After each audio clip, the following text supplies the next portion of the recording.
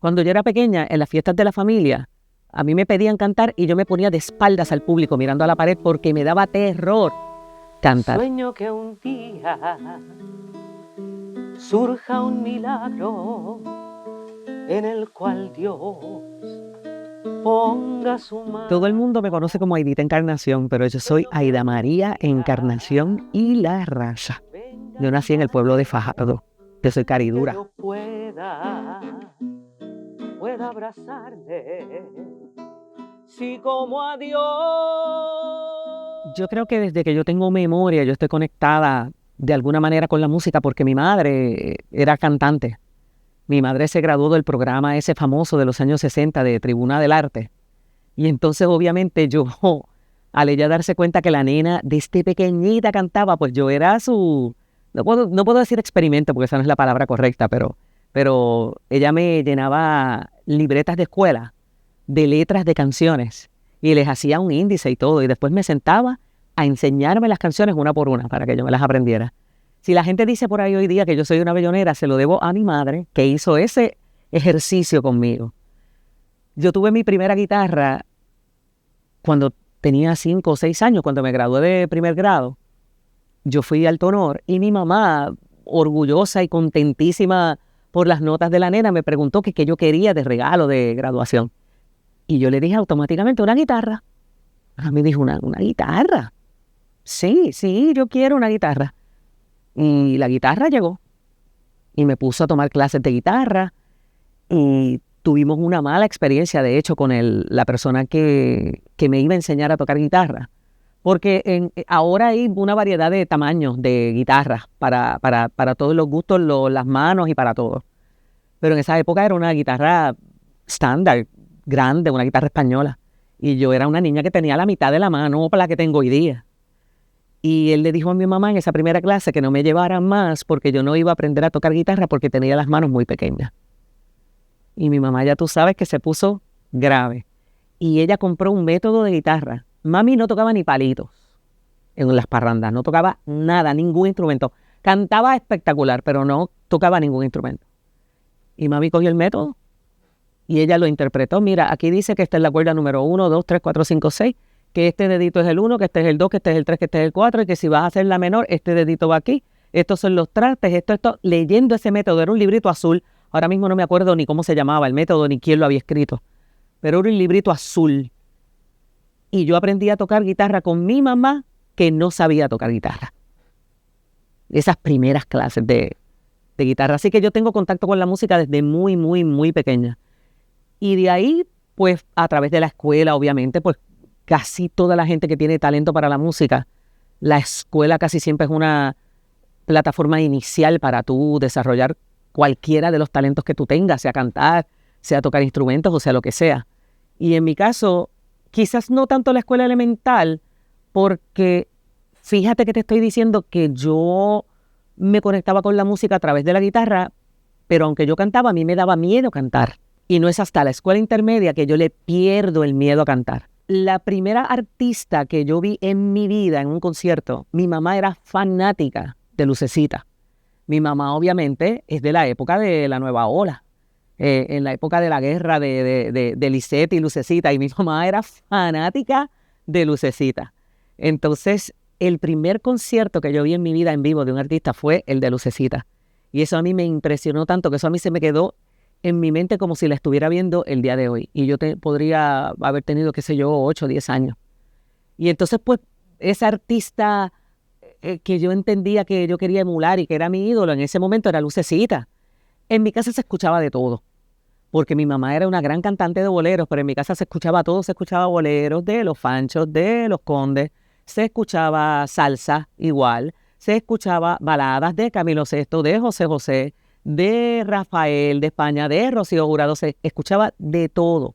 Se escuchaba merengue de Wilfrido Vargas, de los Kenton, o sea, de todo, absolutamente de todo. Se escuchaba música típica también, se escuchaba todo. Y entonces pienso que de alguna manera esa diversidad tan grande de música que se escuchaba en mi casa, a mí me dio un panorama como un poquito más amplio y un poco distinto de lo que la música es en términos generales. Y yo te podría decir que si voy a escoger un género que me gusta, los boleros, que me gustaría cantar siempre, boleros o baladas. Pero yo podría cantar de todo porque escuché de todo desde pequeña. En Fajardo, el primer grupo en el que yo estuve en Fajardo fue la compañía Semí, que era un grupo que yo estaba en la escuela intermedia, donde mi maestra de español, que era mi maestra de salón hogar, que es mi mentora, que es a la que, Julita Martínez, que es a la que yo digo que le debo el haber, de alguna manera, haberme encaminado para yo pensar que esto podía ser una carrera en algún momento en la vida. En ese grupo hacíamos contacto con Efraín Vidal, que fue mi padre musical. Él pertenecía al conjunto Ecos de la Montaña de Joaquín Mulier. Y él se convirtió en ese nexo que me conectó a mí por primera vez con los grupos en los que yo empecé a trabajar en San Juan profesionalmente. Porque él era cuatrista de Jíbaro de Puerto Rico. Él era cuatrista de Tony Dastro, que era un ballet también que había en esa época. Y él era cuatrista de todo el mundo. O sea, Efraín Vidal era un maestro del cuatro. Y él vio en mí ese talento y él me llevó, él y Leyo Peña, que también era guitarrista de ese grupo, me llevaron a mí por primera vez a cantar en un programa de radio que había en Radio Aeropuerto, que yo no sé si eso existe, yo creo que no. Esa emisora transmitía un programa que se llamaba Añoranzas Borinqueñas. Y ellos le dijeron que lo animaba el papá de Manny Trinidad, el cuatrista. Manny Trinidad, yo le llevo 10 años, Manny era pequeño, yo tenía como 17 años. Y la primera vez que yo canté en un programa profesional en San Juan fue en el programa del papá de Manny Trinidad, de don Miguel Trinidad. Y de ahí en adelante eso me fue conectando con Jíbaro, con Tony, y de ahí todo eso me fue conectando a todo lo que he hecho eventualmente. Pero esos fueron mis primeros contactos con lo que pudiera decirse que fueron mis primeros trabajos profesionales. Esto del programa del papá de Manny Trinidad tiene que haber sido entre el 79 u 80, porque yo no me había graduado de escuela superior. Y el nexo ese de llegar a San Juan a hacer cosas con Tony Dastro tiene que haber sido entre el 84 y 85, porque yo estuve 2 años trabajando en montones de cosas. Yo cantaba en el Criollísimo de Tony Dastro, en el Tapia, que era un espectáculo que se presentaba en Navidad todos los años tradicionalmente. Y yo canté en ese espectáculo en las Navidades del 84 y del 85. Ya en el 86, yo estaba estudiando en la universidad, acá en Río Piedras. Entonces, ya ahí en el 86, yo hago una primera participación con Jíbaro de Puerto Rico, porque Jíbaro hace su primer viaje a Europa. Y se iba a la compañía y se quedaba la mitad de la compañía en Puerto Rico y no tenían cantante. Y ahí, una vez más, Efraín Vidal, mi padre de la música, me dice, él hablaba así como rapidito, vamos, para que te aprendas esto, para que toques ese show y para que entres ahí en esa compañía, que esa gente trabaja mucho y tú estás estudiando y tú necesitas chavo. Y así fue, ahí es como entro a Jíbaro de Puerto Rico. Y es curioso porque cuando yo estaba en el primer año de escuela superior, Julita Martínez, mi mentora, hace una gira al Centro de Bellas Artes de Santurce y se lleva a sus estudiantes del momento y nos lleva a nosotros, que estábamos entre los 16 y 17 años, pero que éramos parte del grupo folclórico que ella había formado en la escuela. Nos lleva a ver El Jíbaro, de Manuel Alonso, la obra El Jíbaro. Y quien hacía la obra era Jíbaro de Puerto Rico. Que Jíbaro de Puerto Rico no se llamaba así, se llamaba Compañía Folclórica Puertorriqueña. Y es a raíz de esa pieza, El Jíbaro, que le cambian el nombre a Jíbaro de Puerto Rico. Cuando nosotros los vimos no se llamaba Jíbaro todavía.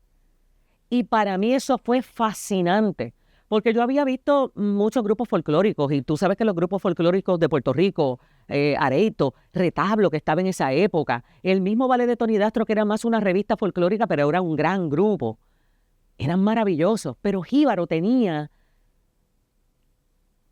el sentido del espectáculo con la base folclórica, con la base de la música de Puerto Rico, yo pienso que quien más claro lo tenía era Jíbaro de Puerto Rico. Y nosotros nos fuimos de ese espectáculo fascinados, pero fascinados. Cambiamos un montón de cosas cuando llegamos a Fajardo, con la ilusión de que habíamos visto ese grupo haciendo todas esas cosas, que un grupo folclórico podía hacer ese nivel de cosas. Y empezamos a hacer teatro allá en Fajardo, en lo que era el Teatro Puerto Rico en Fajardo, inspirados por lo que habíamos visto con Jíbaro de Puerto Rico, en el Centro de Bellas Artes de Santurce, que entiendo que era el año de fundación del Centro de Bellas Artes de Santurce, si no me acuerdo, el 81.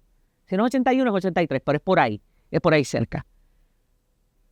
Y mira qué cosas tiene la vida, que yo termino siendo cantante y eventualmente directora musical de Jíbaro de Puerto Rico, que ya ahí llevo 38 años de mi vida. O sea que ese grupo marcó algo importante en mi carrera, y no solo en mi carrera, sino antes de yo llegar a San Juan. Eso fue un grupo que para mí fue, wow, como la norma de algo que yo quería hacer.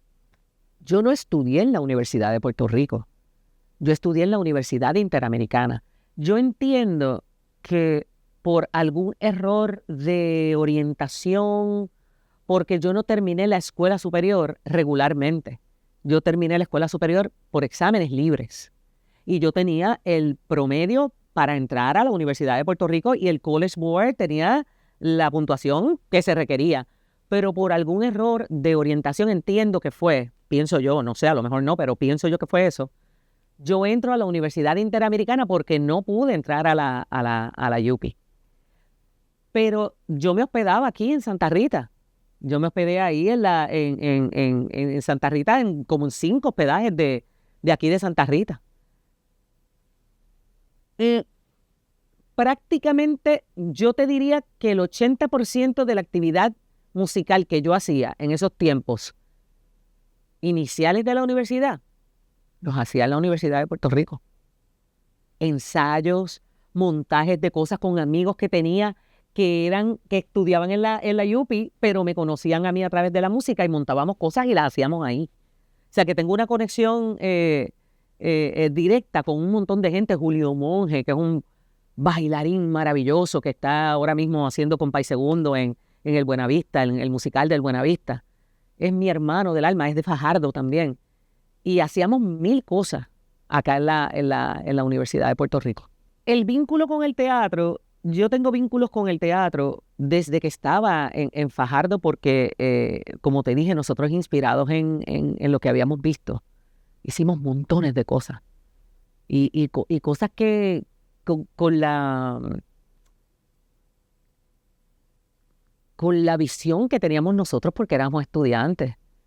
Yo era directora musical de un grupo, de ese grupo, en la escuela intermedia, y la visión de lo que yo tenía, de lo que era ser director musical o del conocimiento de música, era algo totalmente ligado a la edad y a lo que uno tenía como experiencia en ese momento, ¿no? Pero una vez yo llego a San Juan con Jíbaro de Puerto Rico, primero hago lo que te dije de Criollísimo con Tony Dastro, pero yo nunca estuve el tiempo suficiente ahí. Una vez yo entro a Jíbaro de Puerto Rico, ya Jíbaro hacía espectáculos en el Centro de Bellas Artes.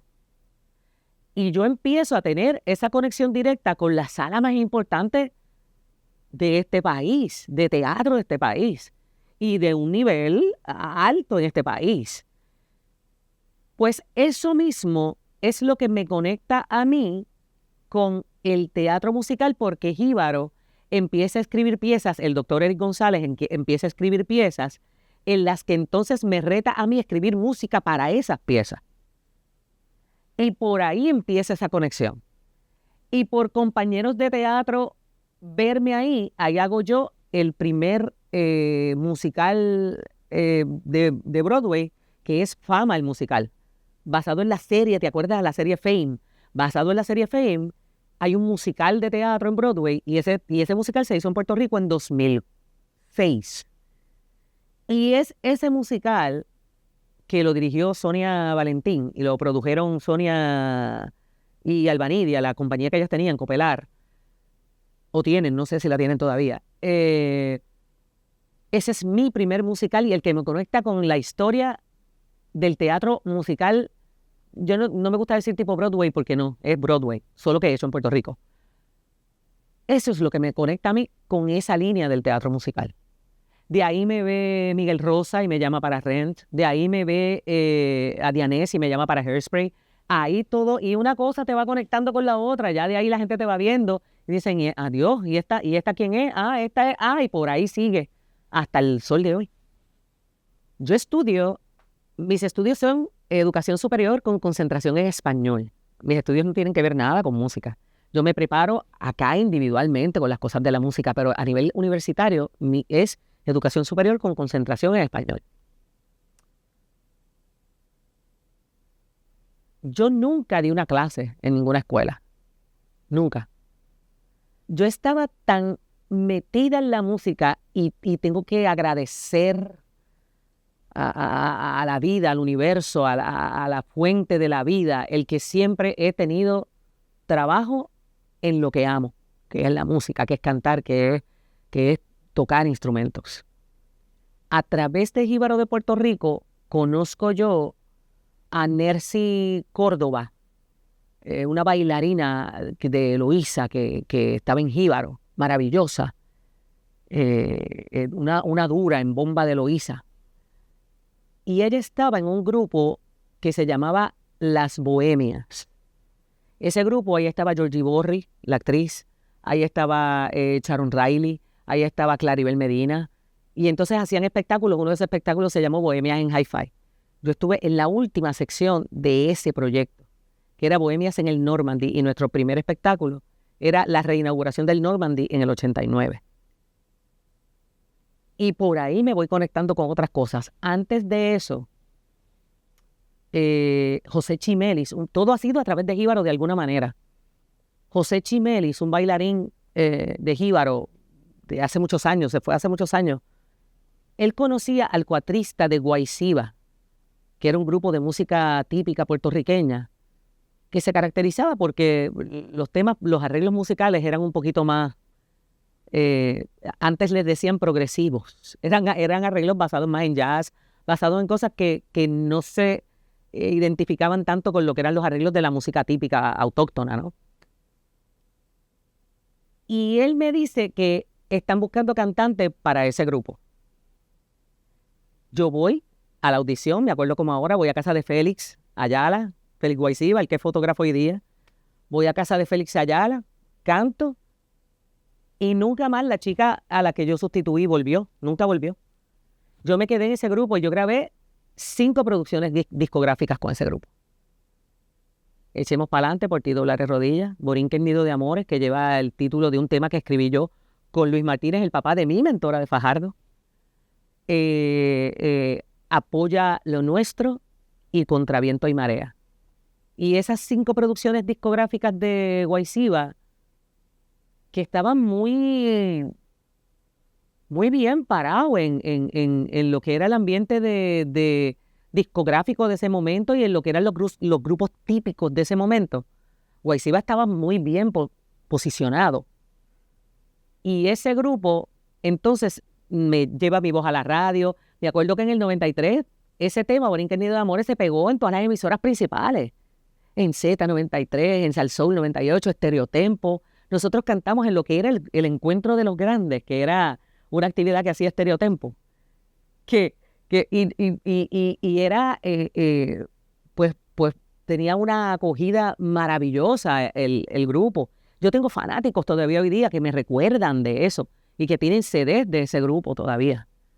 Yo pienso que esa visión musical, quizás yo tenía un poco, ya desde los grupos que tenía de adolescente, porque a mí siempre me gustaba escuchar música, escuchar y escuchar y escuchar y escuchar. En aquel momento en el Walkman, que era lo que había, o en el plato, en el tocadisco. Pero yo vivía escuchando música constantemente, música de todo tipo.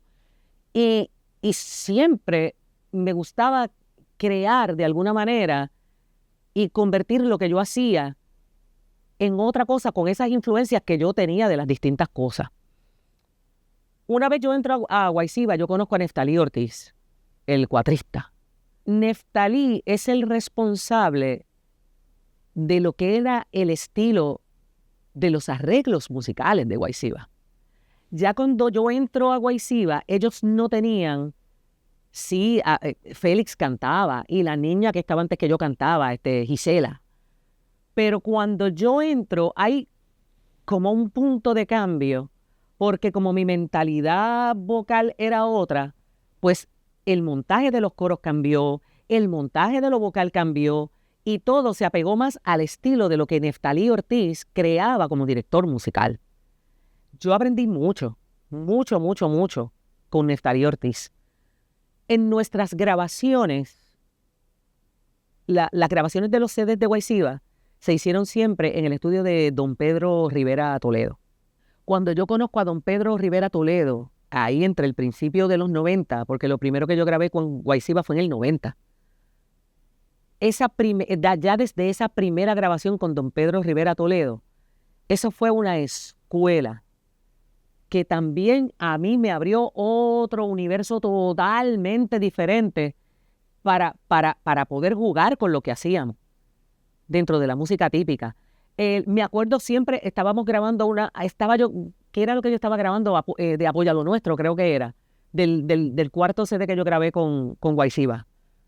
Una canción que había escrito yo, pero que tenía un movimiento musical que estaba encima de un acorde que era un disminuido. Yo estoy cantando la melodía y él para la grabación y me dice, ok, te pregunto, ¿por qué eso va ahí encima? Y de momento fue, ok, me está preguntando este señor que es una gloria de conocimiento máximo de este país, uno de los mejores arreglistas y directores musicales de este país. Y en ese momento yo no supe qué contestarle. Y le digo, pero no sé por qué. Me dice, mira, el acorde es si bemol disminuido. Si tú estás haciendo esta nota y esta nota, no están dentro del acorde. Y para mí eso fue, me dice, haz esta y esta. Y simplemente con cambiar esas 3 notas, yo hice, ¡ah! Y ya de ahí me dediqué entonces a trabajar desde bien temprano en eso, en pensar que nada choque, que nada, ¿por qué esto está aquí? Y si está ahí, está a propósito. Y si alguien te pregunta, ¿qué es lo que me pasa con la música típica? ¿Por qué tú haces un arreglo de 6 chorreado con jazz o no sé qué? Es que eso no es. Yo le digo, ¿tú crees que yo hago un arreglo de 6 chorreado porque yo no sé cómo se hace un 6 chorreado? No.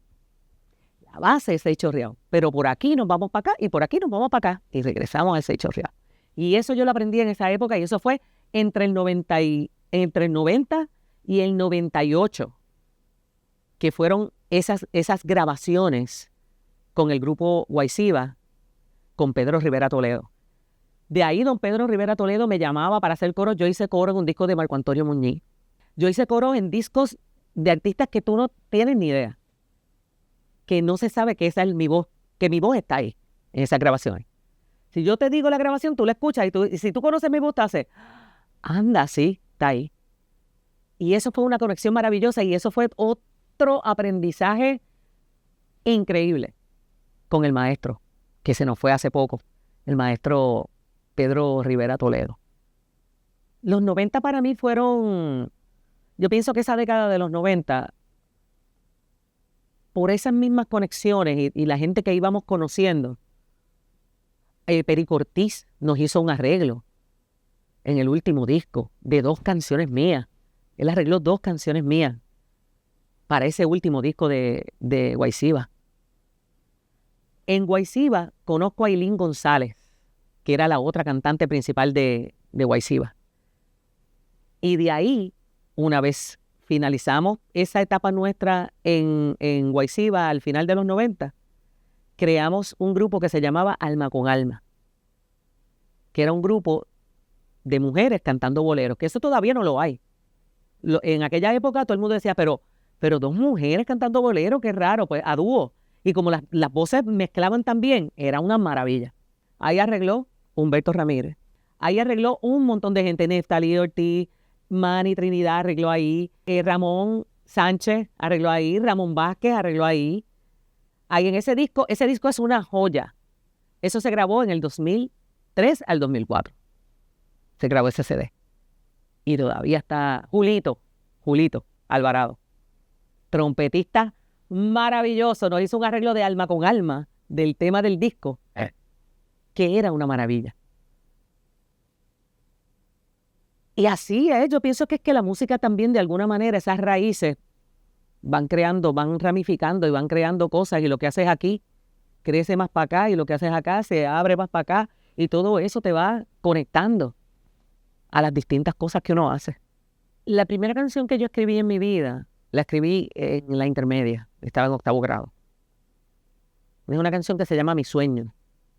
Es una canción que se escribe, esas venas de la composición, a mí antes nunca me había llamado la atención, o no sabía que tenía esa habilidad. Había un festival de la voz y la canción de la Escuela Intermedia de Fajardo y de la Superior.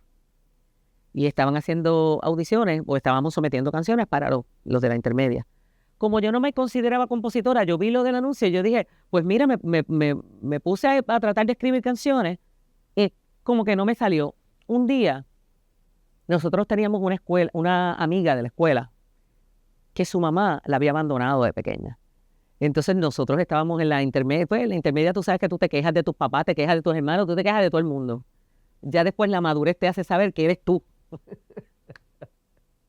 Y me acuerdo que decíamos, sí, que decíamos un montón de cosas, y ella nos dice, ay, no se quejen tanto porque ustedes por lo menos tienen a su mamá. Y eso a mí me tocó el corazón de una manera que yo llegué a mi casa y yo escribí una canción relacionada con ese tema. Y se las enseñé a mis compañeros y se las canté a mis compañeros. Pero escribe la canción. Que esto, que lo otro. Y yo no me atrevía porque yo todavía tenía un poquito del miedo ese que te conté al principio. Hasta que por fin se le enseño a mi mentora, volvemos a ella, que era mi maestra de salón hogar y era una de las organizadoras de ese festival de la voz y la canción. Y los muchachos le enseñan la canción y ella me llama, me dice, cántame la canción, cántame la canción. Y yo, ay, Missy, que no, pues, cántame la canción, dale, pues le canto la canción. Dice, qué muchachita más falta de fe. Vamos a inscribir la canción. Y me hizo inscribir la canción. Y la canción ganó en el festival. Era una cosa, la canción decía algo así como, sueño que un día surja un milagro en el cual Dios ponga su mano. Sueño que un día venga mi madre y que yo pueda abrazarle. Si como a Dios sin verte te adoré, por eso, madre, te quiero y te querré. No te conozco y he vivido sin ti, por eso quiero tenerte junto a mí. Algo así decía la canción. Y eso fue el palo, la canción fue el palo del festival. Y de ahí, de alguna manera, pues se me despertó como ese... Y como tenía muy buenos mentores, tenía a Julita, tenía el papá de Julita, era un escritor de décima maravilloso.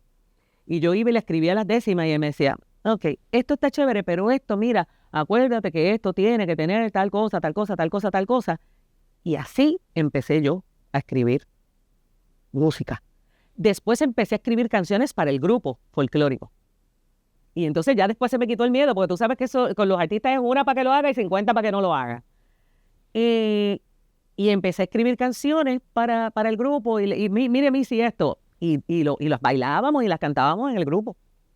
Y así eventualmente con el resto de los grupos, porque yo tengo composiciones en Guayciba, composiciones en Jíbaro y composiciones en Medio Mundo. Tengo composiciones de teatro musical, montones de composiciones. Pero todo nace de ahí. Yo creo que un poco estudiar español también eventualmente a mí me hace entender más el uso de la imagen poética, el uso de la estructura cuando escribe. Y mi admiración por compositores como Bobby, como Pedro, como Silvia, que las imágenes y la forma en que se escriben los temas en esa época tienen una poesía tan distinta a lo que pudiéramos escribir hoy día, que yo creo que eso fue como una base, el escuchar esos autores, porque yo analizaba las canciones más allá de la música. Siempre me gustó la música y siempre voy a escuchar primero cómo suena en términos musicales, pero siempre ese oído va a ir, mira cómo dijo esto, mira cómo escribió esto. Y eso lo traigo desde ahí, yo creo. Esa transición fue dura en el sentido de que históricamente yo creo que todo cambió, porque pues las disqueras se fueron, los programas también en los que tú podías manifestarte y presentar tu talento iban de poquito a poquito desapareciendo. La industria del CD y de la música también empieza a cambiar drásticamente. Y ya tú no puedes grabar tu CD y llevarlo y venderlo. Que eso era para los productores independientes. Eso fue un derrumbe prácticamente duro y drástico. Cuando yo salgo de Guayciba, mi sueño era seguir cantando sola. Pero sentí que era bien difícil, luché demasiado. Encontré muchas puertas cerradas, muchas, tantas que no te puedo ni contar. Y entonces, yo siempre seguí cantando, pero entonces no me dejé de ver como una figura principal o como una voz principal dentro de ese mundo discográfico. Y ahí vino entonces el cambio al teatro. Una cosa, literalmente, se cerraron todas estas puertas aquí, pero de pronto en el teatro fue como, entra por aquí, entra por aquí, entra por aquí, entra por aquí. Una cosa, y haciendo teatro musical básicamente, que es haciendo música también. Pero esa época, especialmente entre el 99, yo dejo Guayciba el 25 de diciembre del 99. Yo entré el 2 de febrero del 90. Y me voy en una actividad, la última actividad que yo hice con Guayciba fue en Patillas, un día de Navidad. Y ese fue mi último show ahí. Pues para mí, imagínate, yo había estado, ¿qué faltaba? Un mes y pico para cumplir 10 años en ese grupo. Mi cara y mi voz eran una marca dentro de ese grupo. Yo pienso que mucho de la gente que seguía Guayciba era básicamente siguiendo mi trabajo. Y para mí fue duro porque de pronto, como sentí que intenté hacer tantas cosas solas y no las pude hacer, pues para mí fue un poco frustrante, ¿no? El no poder seguir cantando como yo quería seguir cantando. Pero del mismo modo te digo que agraciadamente, como el teatro se convirtió como en mi trabajo fuerte y a tiempo completo, que fue maravilloso porque fue otra cosa. Yo no me consideraba actriz. Todavía yo lo pienso cuando alguien dice cantante, actriz, todavía yo hago... Porque la carrera de actor es una carrera que mucha gente no respeta. Todo el mundo se mete actor. Todo el mundo quiere ser actor. Pero no todo el mundo puede ser actor. Y yo me encontré en el camino con Joseph Aguayo, un director de teatro espectacular que también nos abandonó. Que dirigió Cosas de Jíbaro. Y en la pieza que hicimos en el 2003 que se llamó Barrio Arriba, Barrio Abajo, él nos dio un montón de ejercicios y nos daba talleres y nos entrenaba porque el personal que hacía las piezas era la gente de Jíbaro. No traíamos tanta gente de afuera. Después que terminamos los talleres, Joseph me dijo, ¿quién te dijo a ti que tú no eres actriz? Y yo dije, pues mira, sí. Yo siento que encontré ese clic. Y de ahí yo misma me dediqué a tomar talleres, a prepararme para que cuando me tocara hacer el trabajo, yo estar en los zapatos correctos.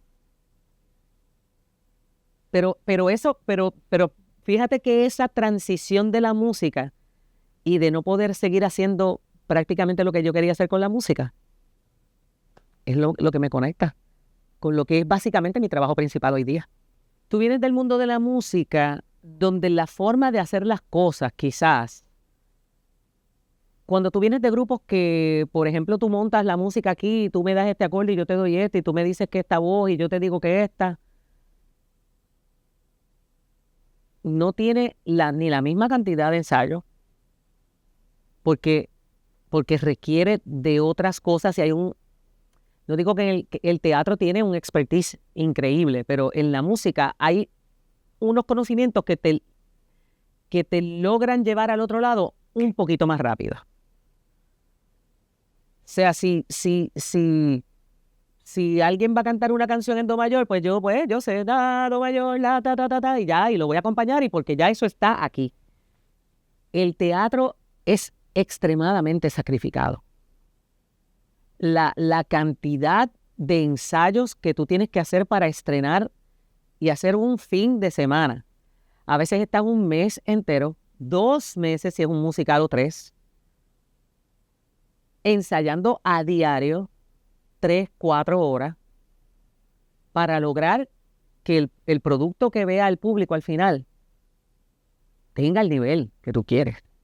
Y porque requiere de otros conocimientos, requiere de otras áreas que tú tienes que tener. Hay el respeto por la carrera de los actores mío es inmenso.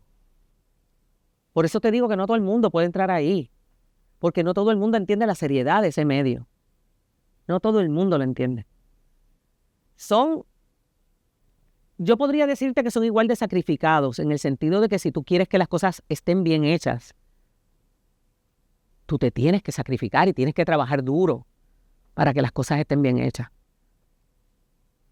Pero siempre en teatro yo pienso que los trabajos duran tan poco cuando suben escena comparado con los 2, 3 meses que tú pasas ensayando a veces. Es bien diferente, bien diferente. Y estar dispuesto a eso, porque hay muchos cantantes que no quieren hacer teatro precisamente por eso, porque se ensaya demasiado. Y tú sientes que a lo mejor cuando llega el chequecito, tú sumas, pues pagué de parking por 2 meses tanto, pagué gasolina tanto, pagué comida tanto, y cuando llega el chequecito tú haces, pero tienes que tener una pasión por eso, que es lo que te lleva y te hace permanecer. Y hay mucha gente que no quiere hacer teatro por eso mismo. Y mucha gente ni siquiera entiende por qué eso es así. Que eso es otra cosa. En Jíbaro de Puerto Rico, el primer trabajo que yo protagonicé, que si yo veo, ahora mismo yo veo videos de ese trabajo del 99, yo digo, ¿quién me dijo a mí que yo podía hacer eso? Cantando, pues no cantando porque esa es mi naturaleza, pero actuando. Ese fue el primer trabajo que yo hice, protagónico, en el 99, con Jíbaro de Puerto Rico. Se llamó Al son de un bolero. Y era esta cantante de un club nocturno que era famosa y que había viajado por el mundo cantando boleros. Y que regresaba de una gira a ese club nocturno en el que ella siempre había cantado. Y ahí se encuentra con un amor del pasado y todas las canciones giraban alrededor de esa historia de amor de Canela Bombón, que era que se llamaba ese personaje, y de Mateo. Esa fue la primera vez que yo me enfrenté en serio con lo que es hacer teatro de verdad. Jíbaro siempre hizo cosas, pero yo siempre estaba en el lado de la dirección musical. La parte actoral ya vino después del 2003. Hacemos barrio arriba, barrio abajo. Y ese fue, yo creo que el trabajo que lo que te dije ahorita, que me da, porque como tomamos tantos talleres, aprendimos tanto, íbamos a hacer ejercicio, o sea, hacíamos tantas y tantas cosas que ese fue como un punto de partida que yo considero que es donde verdaderamente yo hago de mis primeros buenos trabajos como actriz. Ese trabajo es el que me lleva a Fama, como te dije, y Fama es el que me conecta con el resto de los trabajos de teatro musical. Fama fue en 2006. Yo seguí haciendo cosas en teatro, hice muchas cosas. Yo hice todos los infantiles del mundo. Jonás y la ballena, el arca de Noé, Hansel y Gretel, el patito feo. Yo hice cuanto infantil había en este país. Hice montones de cosas, Rent, Spring Awakening, como actriz, como coach vocal, como directora musical, Footloose, Cabaret. Yo hice montones de musicales, pero piezas que yo te diga que actoralmente a mí me hagan sentir, coño, eso es un buen trabajo. Agua Cucharada. Fue una pieza que dirigió Ismanuel Rodríguez, un excelente director con el que amo trabajar. Amo a Ismanuel Rodríguez.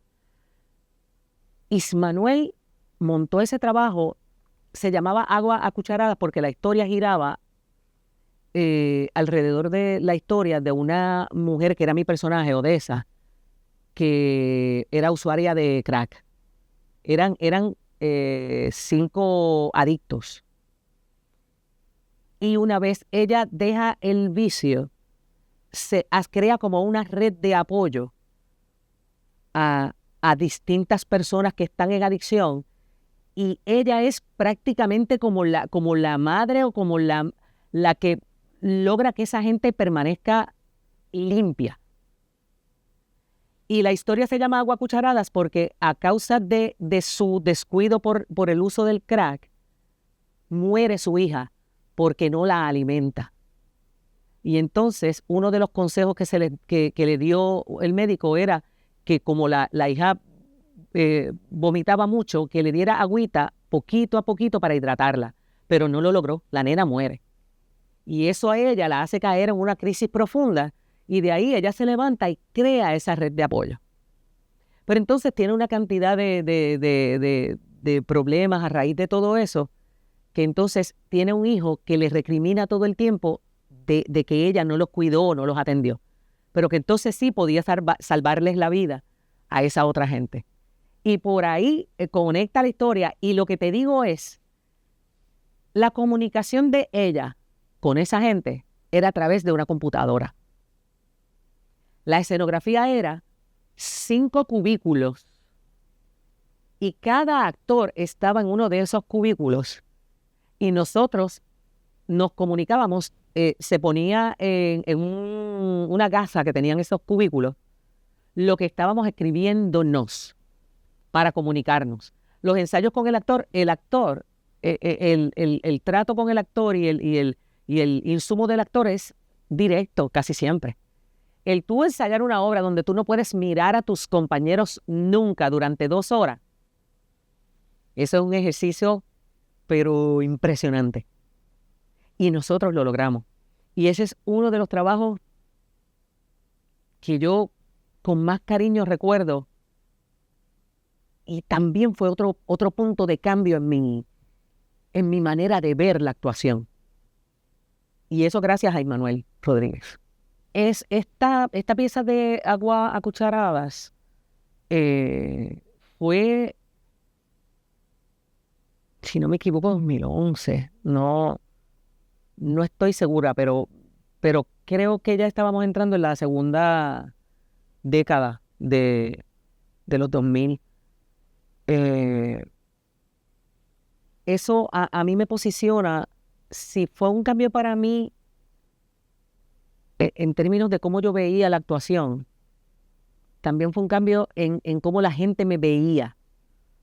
Porque cuando tú, mira lo interesante de esto, cuando tú eres cantante y actor, o actor y cantante, o tienes más de una profesión, usualmente se suele pensar que eres todo, pero no eres nada. O se suele pensar dentro del mundo de la actuación que tú eres el cantante que actúa, no el actor. Y en el mundo de la música eres el actor que canta, tú eres el cantante.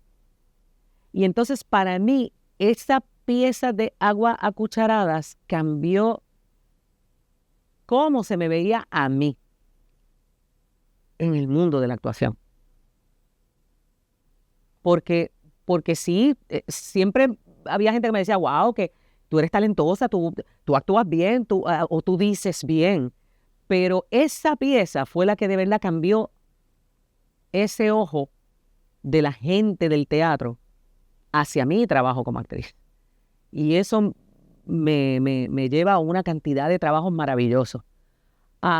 Por el 2013, si no me equivoco,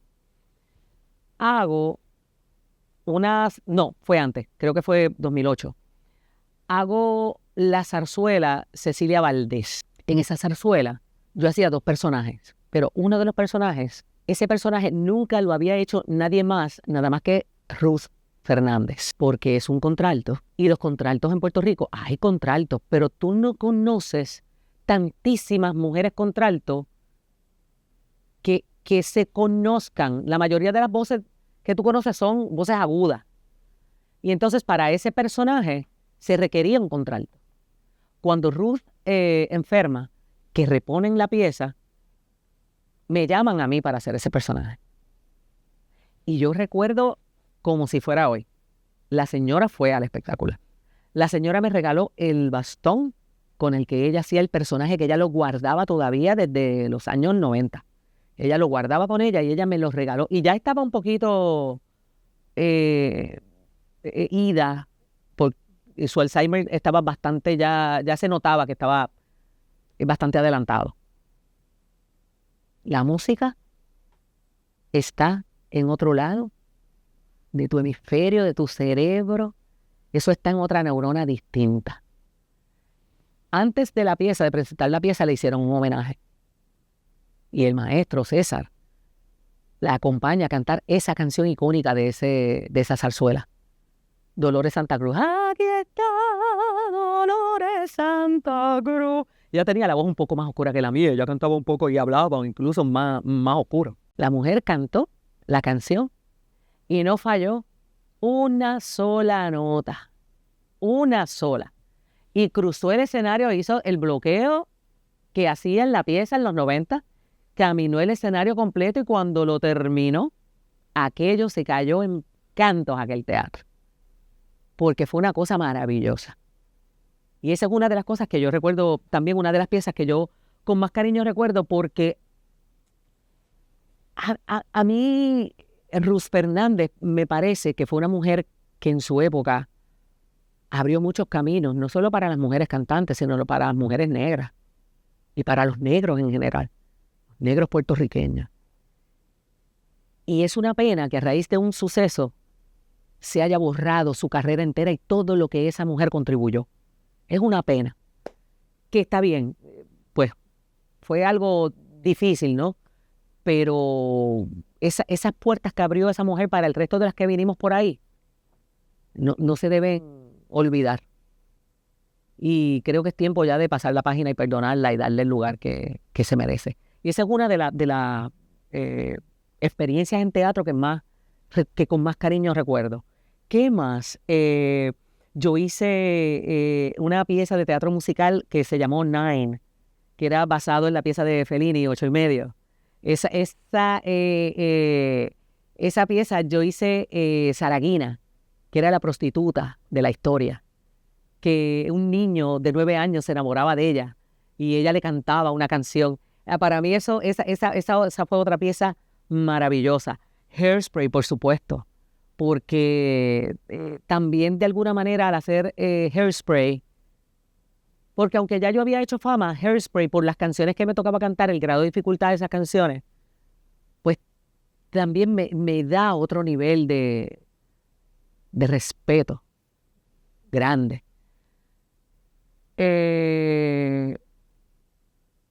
Y que aparte de eso, pues es que he hecho tantas cosas que tratar de recordar así Pero de las cosas memorables, esas que te conté son... Y ahora, últimamente, cuando hice Flor de Presidio e hice Dualidad y Castigo, son piezas que como actriz me dan otro norte, otro sabor.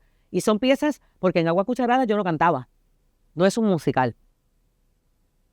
Por eso es que son piezas que te establecen de otra manera dentro del medio, que me establecen como alguien a quien mirar como actriz. De hecho, cuando empieza la pandemia, porque por lo que te digo, mi medio de trabajo principal es el teatro. Cuando llega la pandemia, que de pronto todos nos quedamos en el aire, yo decía, ¿qué rayos va a pasar aquí? Eminé de Lourdes y Lucy me dicen un día, me escriben, mira, ¿por qué tú no cantas por las redes? Tú sabes la de gente que hay cantando por ahí que cantan feísimo, que tú ponte a cantar por las redes. Y yo, ¿qué? Voy a estar yo, la guitarra frente al teléfono. Y no sé qué, pasó un tiempo. Y digo un día, déjame hacer este experimento. Y cojo la guitarra y monto el espacio y empiezo a cantar. Y mira, eso fue... Yo no encuentro cómo describir. Esa primera bohemia mía tiene casi 500,000 views. Esa primera, hoy día ya tiene casi 500,000 views. Tiene esa bohemia. Y como yo vi que era bueno, pues yo seguí entonces, porque yo dije, contra qué chévere, y no cobrábamos. Yo cantaba porque yo sentía que de alguna manera nos liberábamos de la presión que teníamos de que no podíamos hacer nada. Hago la segunda, hice como 5. Cuando llega el primer cheque que nos dieron de la ayuda que dio el gobierno federal, o el federal o el estatal, no me acuerdo, la ayuda que nos dieron. Yo le digo a mis muchachos, mira, a Manny, Trinidad inicialmente, a Rubén Amador y a Tato Sánchez. Yo le digo, tal vez esto es una locura, lo que yo les estoy diciendo. Pero vamos a cantarle a la gente. Vamos a sacar un día para cantarle a la gente. Si ustedes se zumban, yo les divido los chavos de la ayuda esta. Y yo, no, ¿qué? Chavos de la ayuda, pues eso te lo mandaron a ti, nosotros nos están mandando dinero también, pues dale, vamos a cantar. Y empezamos a cantar. Eso se convirtió en un programa semanal durante 2 años consecutivos. La gente misma nos envió a preguntar, nos empezó a preguntar, queremos enviarle a ayudarlos porque nos están cantando todos los sábados, todos los domingos, nos están cantando y nosotros al principio nos negábamos. Después dijimos, pues dale, pues vamos a poner un número. Puerto Rico, tú no tienes idea, eso se convirtió en una plataforma, porque era un programa que duraba 2 horas, donde yo me sentaba semanalmente a escoger un repertorio con un tema. Esta vez era de compositores, esta vez era por las cantantes, esta vez era porque lo que me gustaba a mí o al otro, o por lo que fuera. Pero durante 2 años, todos los domingos, nosotros llevamos un programa literalmente en las redes sociales. Y eso nos puso también a nosotros en otro lado, porque yo no cantaba así hacía montones de años. Yo podía cantar en las obras de teatro, pero semanalmente yo estar cantando y escoger un repertorio de 15 a 20 canciones para cantar 2 horas, eso yo no lo hacía ya. Y eso fue lo que me reconectó con ese mundo, porque por tanto tiempo en teatro, yo tenía gente en el mismo mundo del teatro, ya después más adelante, que me decía a mí, pero es que yo no sabía que tú cantabas. Y yo, ¿qué? No es posible, pues eso es lo que yo soy, cantante. ¿Cómo es posible? Me dice, no, pero es que no, yo te juro que yo nunca te había escuchado cantando, y te he visto actuando, pero cantando no. Y eso es lo que me vuelve a conectar otra vez con ese germen de querer cantar otra vez. Y estuvimos ahí, durante 2 años. Ahí nos conectamos con Silverio Pérez, que ya hacíamos montones de trabajos con ellos. Habíamos hecho cosas con Silverio, con los Gamas, con montones de cosas relacionadas con Silverio. Pero la bohemia también nos conecta porque prácticamente nos hermanamos de alguna manera todos los que nos dedicábamos más constantemente, porque Dani hizo cosas, Glenn hizo cosas, hubo un montón de gente que hizo cosas también y que cantó. Pero de alguna manera nos juntamos, pues Chuito, Silverio, yo sí que también hacía sus cosas, y que éramos constantes y que la gente nos seguía constante. La pandemia es algo negativo, pero la pandemia para nosotros fue la vida. Nosotros volvimos a vivir en la pandemia. Después de eso añadimos a Edgardo Ríos y a Carlos Cruz en el piano. Y nosotros no paramos. La gente, nosotros nos ganábamos allí, no eran cantidades de dinero, pero semanalmente teníamos algo para nosotros comprar cosas en nuestra casa. Gracias a esa gente que nos escuchaba. Todavía hoy nosotros nos encontramos con gente que nos dicen, ustedes nos salvaron la vida. Porque era un apoyo a través de la música tan y tan grande que la gente lo que siente es agradecimiento. Mira que acabamos de hacer un crucero basado en esas bohemias también que hicimos en la pandemia. Y allí había más de 2,000 puertorriqueños montados en ese barco. O sea que la pandemia de alguna manera me regresa a mi raíz.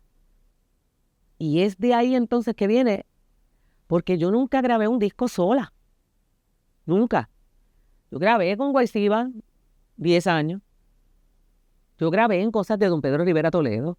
Yo he grabado en discos de todo el mundo. A mí me ha invitado Fabiola, Decimanía. A mí me ha invitado un montón de gente a grabar montones de cosas, pero yo sola, pienso yo que como fue tan duro ese tropiezo entre el final de los 90 y el principio de los 2000, que yo me dejé de ver como figura principal y como voz. Y es la pandemia lo que me devuelve ahí. Y lo que me hace pensar, pero sí, ¿por qué yo no grabo un disco? Y no lo pensamos ni siquiera porque si se pega bien y si gusta bien, pero es que hay que dejar un documento que diga que tú estuviste aquí. Y yo no lo tenía. Y es la pandemia lo que me lleva ahí. Es la pandemia lo que me devuelve a esa raíz y a esa base de lo que yo soy como cantante. Te podría decir que yo me he vuelto a descubrir como cantante. Y puede sonar raro, pero tú empiezas a tener una serie de miedos y una serie de cosas cuando dejas de cantar como figura principal, porque sientes que no estás cantando, porque sientes que ya quizás no tienes las herramientas o no cumples quizás. Uno se empieza a meter 20 cosas en la cabeza. Y fue la pandemia lo que poco a poco fue llevándome otra vez a ese nivel de estamina de volver a cantar. Fue la pandemia. Punto. Todavía hoy día. Hay muchas mujeres ahora que tienen un montón de oportunidades y que hay más puertas y más lugares para exponerse. Yo siempre recuerdo, por el 89 por ahí, yo toqué por primera vez Barriles de Bomba. En esa época, por diversas razones, pues no se le permitía tanto a las mujeres tocar Barriles de Bomba porque había una cuestión que se respeta, ¿no? También una cuestión religiosa envuelta o una cuestión de significados ancestrales envueltos de por qué las mujeres no podían tocar los Barriles de Bomba. Pero estamos en Puerto Rico y en el 89 yo me monté en un viaje con Jíbaro a Holanda, Francia. Hicimos Holanda, Francia, Alemania, Bélgica y España. Tuvimos casi 2 meses fuera, cantando 6 bombas y plena. Como 2 semanas antes de arrancar, un percusionista tiene un problema y se baja y no puede hacer el viaje. No encontramos a nadie que se subiera. Yo dije, ¿qué hay que hacer? Tocar Barriles de Bomba, dime qué es lo que hay que hacer. Yo no tocaba nada de Barriles de Bomba. Yo no te puedo decir que soy la primera porque no lo sé, pero yo soy de las primeras mujeres que tocó barriles de bomba en este país. Y que le metió mano y no le importó nada. Y seis corrido lo hizo y Colbé, que eso tú tienes que tener brazo para eso. Yo llegué a vivir el tiempo donde yo iba a actividades de bomba, donde yo me quería sentar en el barril y me decían, no, vente, toca la maraca, o vente, hasta coro. Y yo al principio no lo entendía, pero después me explicaron, no, es que las mujeres, no. Hoy día, cuando tú ves un grupo como las barrileras, que son cuantas, un chorro de mujeres ahí tocando barriles de bomba, que no hay quien las pare. Yo miro para atrás y digo, había que hacer eso. Había que hacer eso. Porque eso sin querer abrió caminos también para otra gente. Yo pienso que la gente joven no se debe rendir. Yo nunca he parado de trabajar, yo nunca he parado de luchar y de hacer cosas para lograr que no solo yo, sino mi gente, la que trabaja conmigo, esté bien y tenga trabajo. Pero yo creo que todo esto radica en que tú tienes que estar bien claro en qué es lo que tú quieres y para dónde tú vas. Si eso está, tienes que seguir para adelante, no importa qué. Así te diga que esto no se hace así o esto no se hace asado. Tú tienes que seguir. Y después vas a hacer como yo, vas a mirar para atrás y vas a decir, mira, esto había que hacerlo.